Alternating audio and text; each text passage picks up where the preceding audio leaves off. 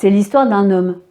Il est tranquillement assis devant chez lui, sur sa terrasse, et il savoure un délicieux verre de vin. Il pourrait être le plus heureux des hommes si une mouche ne cessait de l'importuner. Elle vole de ci, de là, au-dessus de sa tête. Il a beau la chasser, elle finit toujours par revenir. Alors, une fois qu'elle se pose là, sur le bord de son verre,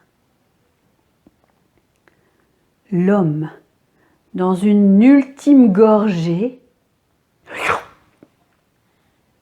avale le reste de vin et la mouche assoiffée. Débarrassé.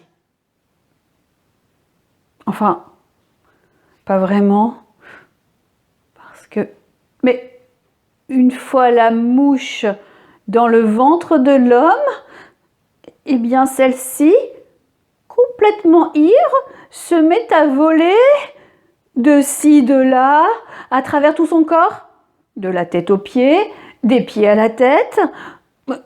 Elle est partout. Et l'homme n'est plus chez lui. Il ne peut même pas s'en débarrasser.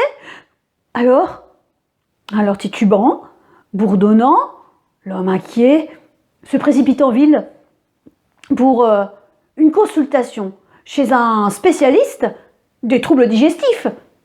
Docteur, faites quelque chose. Regardez, écoutez, je suis empoisonné. Le médecin ausculte son patient et réfléchit. Après un long moment de réflexion, il lui dit ceci. « Cher monsieur, votre cas n'est pas grave. C'est une gêne passagère. Non, une opération serait exagérée. Une prise de médicaments inutile et coûteuse. Non, dans votre cas, cher monsieur, eh bien, il faudrait avaler une grenouille. Qui avalera la mouche que vous avez vous-même avalée? Avaler une grenouille. L'homme est obéissant, confiant. Alors, il repart. Titubant, bourdonnant, il repart dans les bois et il s'assoit près d'une mare et il attend qu'une petite grenouille, une exquise rainette, montre sa tête. Et là, l'homme bondit, gobe, gobé, avaler la grenouille. Quel soulagement! Les bourdonnements cessent immédiatement. Oui, mais une fois rassasiée, la grenouille, dans le ventre de l'homme, se met à coasser, se met à sauter. Et après une nuit sans sommeil, notre homme épuisé retourne en ville pour une consultation chez le spécialiste. Docteur, regardez! Le médecin aimerait bien, mais il n'arrive pas à installer son patient qui ne tient pas en place. Alors il réfléchit rapidement. Effectivement, il y a des effets secondaires à ce traitement, mais nous sommes sur la bonne voie. Pour guérir, il suffit, eh bien, que vous avaliez une couleuvre. Qui avalera la grenouille? Qui a avalé la mouche que vous avez vous-même avalée? L'homme en a déjà avalé pas mal des couleuvres dans sa vie. Alors, il retourne dans les bois. Il se positionne là devant un trou de serpent et il attend. Quand une couleuvre sort sa tête, eh bien l'homme bondit, gobe, gobé, avaler la couleuvre. et il cesse immédiatement de sauter et de coasser. Il est guéri. Il rentre chez lui. Mais en chemin, il se met à siffler la couleuvre, bien lovée dans son estomac, bien au chaud. Siffle sans cesse. Et notre homme a beau se boucher les oreilles avec les mains, il ne cesse d'entendre ce sifflement. Alors, après une nuit sans sommeil, il retourne en ville pour une consultation chez le spécialiste. Docteur, je vous en supplie, faites quelque chose, je ne me supporte plus. Le médecin comprend qu'il y a urgence. Nous avons pris quelques risques, mais nous sommes sur la bonne voie. Il faut continuer ainsi. La voie de la guérison est proche, cher monsieur. Non, il n'y a pas de problème. La solution est simple. Il faut que vous avaliez un sanglier. Qui avalera la couleuvre? Qui a avalé la grenouille? Qui a avalé la mouche que vous avez vous-même avalée? Un sanglier? Eh bien, notre homme, buveur de vin, retourne dans les bois, tout en sifflant, et il est là, il attend. Quand un bosquet juste devant lui se met à bouger, qu'il entend un grognement, il est prêt.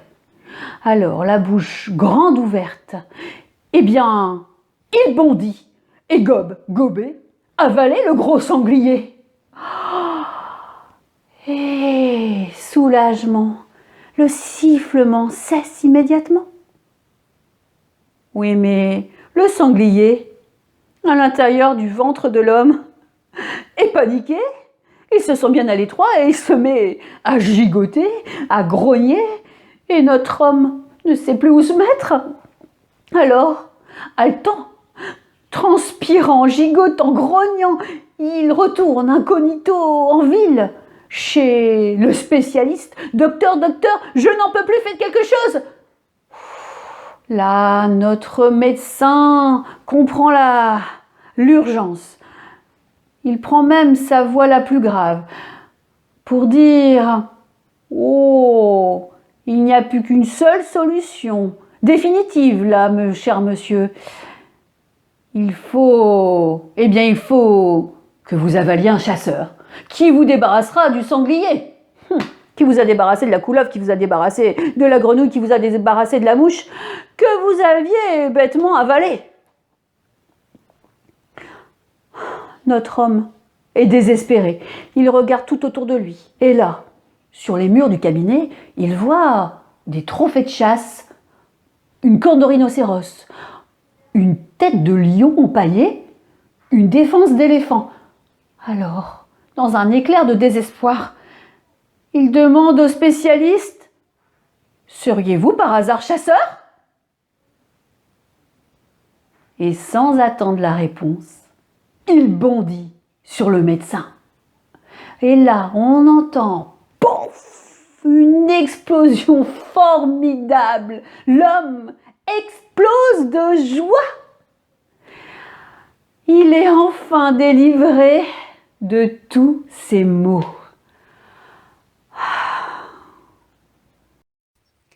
La mouche, ou comment un jour parfait peut se transformer en cauchemar.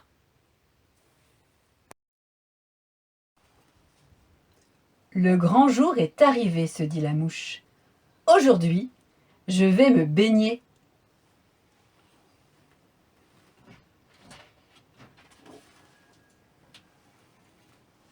C'était un matin délicieux, et la mouche était mais alors très contente.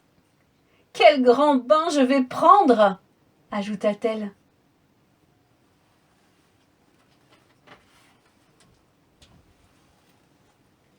Elle avait tout ce dont une mouche peut avoir besoin. Un sac, un peu de crème bronzante, une serviette et un ballon. C'était parfait.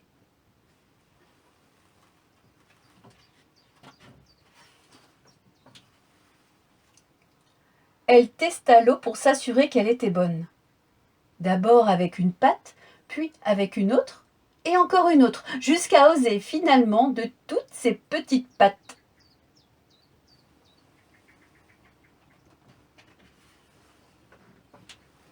L'eau était tiède comme elle aimait. Alors, elle y plongea résolument.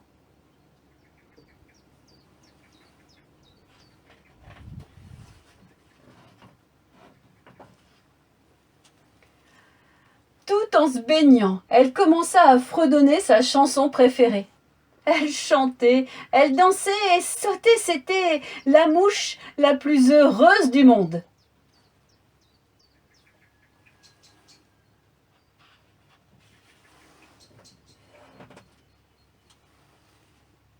Mais soudain, le ciel se couvrit, s'obscurcit.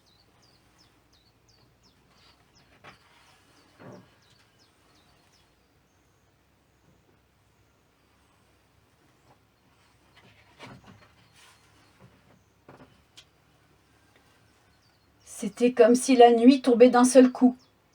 Mais il n'y avait ni lune, ni étoile. La mouche s'immobilisa, les sens en alerte. Un son assourdissant fit trembler ses ailes. Puis un autre bruit, et encore un autre, chaque fois plus intense. On dirait qu'une tempête approche, murmura la mouche.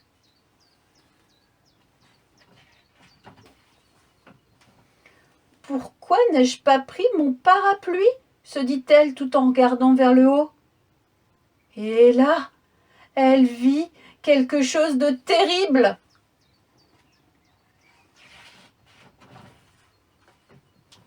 Quelque chose de grand, de très grand, d'énorme comme un stade de football, et qui se dirigeait droit vers elle.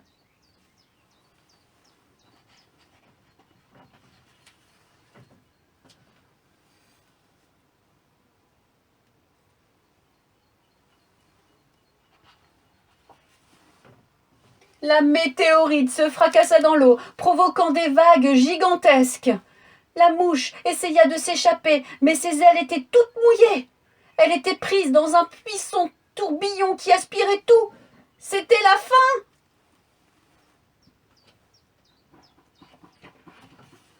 Non, de justesse, elle réussit finalement à s'échapper, en volant comme une aile delta.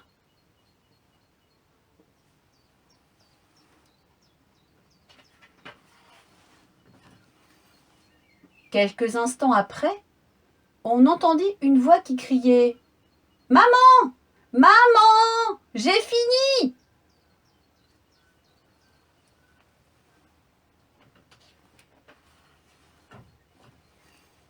Horrifiée, très en colère, la mouche jura que plus jamais, oh non, plus jamais elle n'irait se baigner. Parce que se baigner peut être très, oui mais vraiment très dangereux. Je referme le petit toit. Mes histoires restent bien au chaud dans la maison de bois. Mais elles reviendront demain pour s'envoler à nouveau avec toi.